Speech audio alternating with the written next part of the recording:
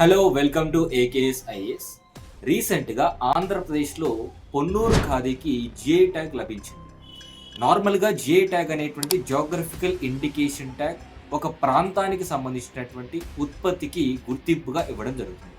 ఈ ట్యాగ్ ఇవ్వడం ద్వారా డూప్లికేట్ ప్రోడక్ట్స్ని అరికట్టేటువంటి అవకాశం ఉంటుంది. భారతదేశంలో జిఐ ట్యాగ్ అనేటువంటిది ప్రతి రాష్ట్రంలో ఉన్నటువంటి ప్రత్యేకమైనటువంటి వస్తువులకు ఇవ్వడం జరుగుతుంది. అండ్ అదేవిధంగా ఆంధ్రప్రదేశ్లో పొందూరు ఖాదీని ఎప్పుడైతే జిఐ ట్యాగ్లో యాడ్ చేశారో దాదాపుగా 20 ప్రోడక్ట్స్ అనేటువంటివి జిఐ ట్యాగ్లో భాగంగా ఉన్నాయి.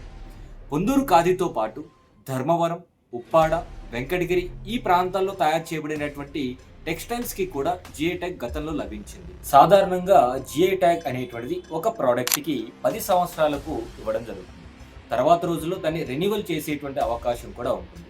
పొందూరు ఖాదీ అనేటువంటిది శ్రీకాకుళం జిల్లా 1 డిస్ట్రిక్ట్ 1 ప్రోడక్ట్లో భాగంగా ఆంధ్రప్రదేశ్ నుంచి కూడా చూస్ చేసుకోవడం జరిగింది.